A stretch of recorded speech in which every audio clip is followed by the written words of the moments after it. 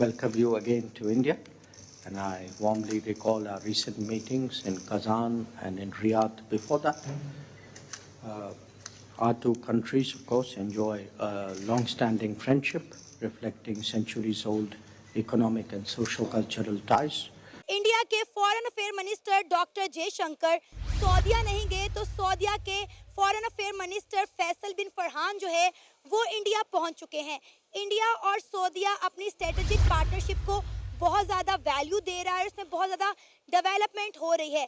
जब से Saudi Arabia के crown prince and prime minister Mohammed bin Salman Bharat का विजिट करके आए हैं, हम देख रहे हैं कि गुजरते वक्त के साथ साथ सऊदी अरेबिया इंडिया को बहुत ज़्यादा वैल्यू दे रहा है और पाकिस्तान को इग्नोर कर रहा है। सऊदी अरब के foreign minister Faisal bin Farhan जो हैं वो इंडिया पहुंचे हैं और वो भारत के साथ अपनी एक जो स्ट्रेटेजिक पार्टनरशिप है जिसे दोनों मुल्क जो हैं वो बड़ा वैल्यू कर रहे हैं since last time Saudi crown prince and prime minister Mohammed bin Salman जो थे वो इंडिया आए थे। Hey guys, welcome back to new video. आप देख रहे हैं global news Hindi. I hope आप सब बहुत अच्छे होंगे। दोस्तों, एक तरफ ओआईसी के मीटिंग में जिसमें पूरे मुस्लिम देश के लीडर पहुंचे हुए थे और साथ ही साथ पाकिस्तान के जो पीएम कटोरा शरीफ है वो भी पहुंचे हुए थे, लेकिन जब फोटो सेशन हो रहा था तो सभी देश के लीडर आगे थे,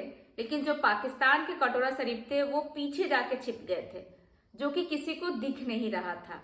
वहीं दूसरी तरफ हमारे विदेश मंत्री एस जयशंकर जी के बोलने पर सऊदी अरब के जो फॉरेन मिनिस्टर हैं वो भारत पहुंचे हुए हैं और दोनों देशों के साथ, दोनों देशों में बहुत दोनों देश के जो फॉरेन मिनिस्टर है एक दूसरे से मिले और बहुत सारी चीज पे एग्रीमेंट भी हुआ है। अब ये सब देखकर पाकिस्तानी और जल उठे हैं और उनको मिर्ची भी लग रहा है। तो आइए देखते हैं इसको लेके पाक मीडिया क्या बातें कर रही है। लेकिन वीडियो में आगे बढ़ने से पहले चैनल पर नए हैं तो सब्सक्राइब कर ले और वीडियो अच्छा लगता है तो दूसरों में भी शेयर कर दे। तो आइए देखते हैं आज का ये वीडियो। समझना चाहिए कि हमारे इस्लामिक जो ममालिक हैं वो हमसे बैकफुट पे क्यों जा रहे हैं और इंडिया के साथ आगे क्यों बढ़ रहे हैं। देखिए, एक सिंपल सी बात है कि आपको कब तक कोई कर्जा देता है, ये आम से अल्फाजों में समझाऊं कि आप किसी से पैसे लेते हैं वो आपको कब तक देगा, आखिर कभी ना कभी वो आपसे तंग आ जाएगा। सेम यही सिचुएशन है पाकिस्तान की। देखिए, पाकिस्तान नो डाउट एक एटमी कुव्वत है, एटमी पावर है, लेकिन सऊदी अरेबिया और दूसरे ममालिक कह रहे हैं भाई ठीक है बस आप होंगे बट अब आप ना थोड़ा सा ज़रा बैकफुट पे आ जाएं, पैसे तो आप हमसे ही लेते हैं भाई। ये चीज़ें आ गई हैं। देखें, आप सबसे पहले आप इन चीज़ों को देखें कि जब इंडिया के फॉरेन मिनिस्टर ने हलफ उठाया था तो वो डायरेक्टली श्रीलंका गए। सारी दुनिया परेशान होगी कि भाई श्रीलंका के तो अपने हालात ही बिल्कुल बिगड़े हुए। आपको पता है उस वक्त उन्होंने एक हुकूमत का तख्ता पलटा था और उसके बाद नई हुकूमत आई तो बिल्कुल एक पहले वजीर खारजा थे वहाँ चले गए। उसके बाद वो वहीं से वापस यूएई आते हैं और वहाँ से वो वापस इंडिया जाते हैं, यानी कि इग्नोर बिल्कुल टोटली कतर, मिस्र, सऊदी अरेबिया, मालदीव इनको बिल्कुल इग्नोर करके वो वापस चले जाते हैं। उसका स्ट्रेट फॉरवर्ड पैगाम क्या था उस वक्त हुकूमत थी बाइडन की। बाइडन कभी भी नहीं चाह रहे थे कि सऊदी अरब के साथ इंडिया के ताल्लुकात बेहतर हो, क्योंकि इंडिया के ताल्लुकात खुद भी नहीं बाइडन के साथ इस तरह के होने चाहिए थे जो आम तौर पे इंडिया के ताल्लुकात होते हैं। इसी चीज़ को देखते हुए वो कुछ अपने आप को उन्होंने बैकफुट पे रखा। जैसे ही अब ट्रंप आए वो खुले शेर बन गए। अब वो सऊदी अरब भी जाएंगे। अभी आप देखें, उन्होंने शाह सलमान को कोई दावत नहीं दी कि आपके वजीर खारजा इधर, वो बिल्कुल साइलेंट हो गए। अब खुद उनके फॉरेन मिनिस्टर वहां गए हैं उनको बताने के लिए, क्योंकि इन सारे मामलात के अंदर उनकी $54 बिलियन की ट्रेड चल रही है। साइलेंट तरीके से उनकी ट्रेड चल रही, रुकी नहीं है किसी भी चक्रों में।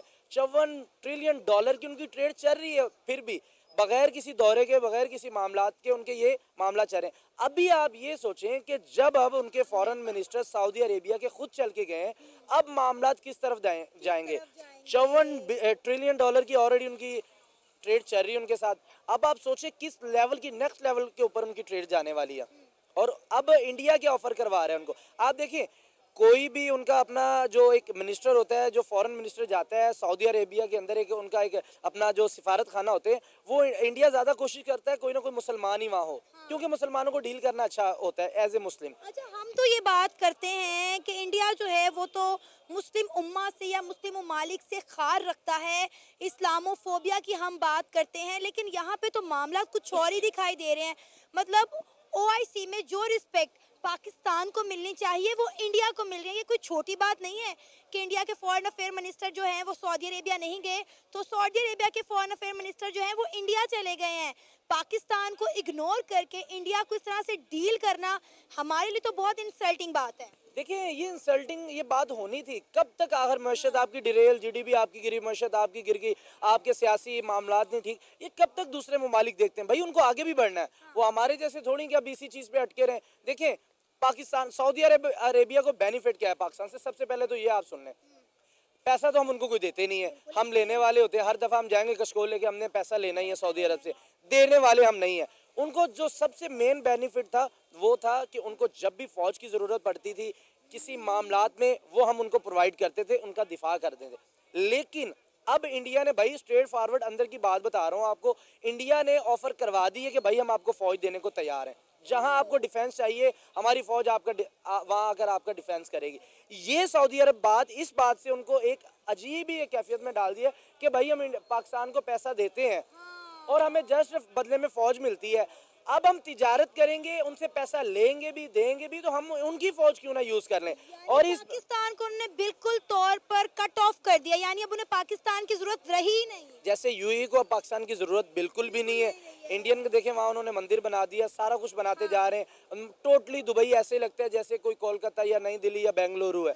टोटली वहाँ पर इंडियन अभी भी 6.2 मिलियन लोग रह रहे हैं सऊदी अरेबिया में। हालांकि वहाँ पर इंडियंस का रहना बड़ा मुश्किल है, यानी कि वहाँ अब देखें, अब एक इस्लामिक स्टेट है, वहाँ पर हिंदू भी आना शुरू हो गए, वो रह रहे हैं। सऊदी अरब के foreign minister Faisal bin Farhan जो हैं वो इंडिया पहुँचे हैं और वो भारत के साथ अपनी एक जो स्ट्रेटेजिक पार्टनरशिप है जिसे दोनों मुल्क जो हैं वो बड़ा वैल्यू कर रहे हैं since last time Saudi crown prince and prime minister Mohammed bin Salman जो थे वो इंडिया आए थे और बड़ी उसके बाद एक बड़े पैमाने पे डेवलपमेंट हुई है। मैंने आपके साथ माजी में ये बात बताई थी आपको कि जैसे ही डॉक्टर जयशंकर ने ओथ उठाया था तो डॉक्टर जयशंकर श्रीलंका चले गए थे एंड आफ्टर दैट उसके बाद वो चले गए थे UAE and that was a message and that message was very clear. The message was कि हम मिडिल ईस्ट में यूएई को वैल्यू देते हैं। उसकी वजह क्या है, मैं अगर आपको लार्जर कॉन्टेक्स्ट भी समझाऊं तो the American administration, particularly the Biden administration, that was paying more attention to UAE as compared to the Saudis. But अभी ट्रम्प आ गए हैं तो जारी बात है it could be vice versa or it could continue the way it is because Qatar and UAE की बड़ी relevance है इस वक्त। खैर anyhow, अब फैसल बिन फरहान आए हैं। मैंने आपको ये कहा था कि सऊदी अरब नहीं गए, तब भी ये मैंने बात की थी कि सऊदी अरब नहीं गए डॉक्टर जयशंकर। वो क्यों नहीं गए? बिकॉज वो एक तो अमेरिकन को सिग्नल नहीं देना चाहते थे that they are very much they want to engage with the Saudis because उस वक्त बाइडेन एडमिनिस्ट्रेशन की एक अप्रोच थी।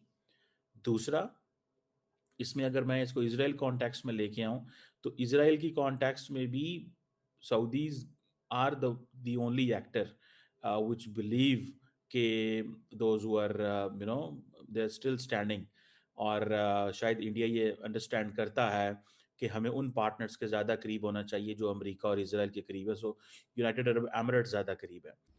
आज के वीडियो के बारे में आप क्या सोचते हैं? अपनी राय कमेंट में जरूर दे। वीडियो अच्छा लगता है तो दूसरों में भी शेयर कर दे और चैनल पर नए हैं तो सब्सक्राइब भी कर ले। तो फिर आपसे मिलता है अगले वीडियो में। अपना ख्याल रखें। जय हिंद, जय भारत।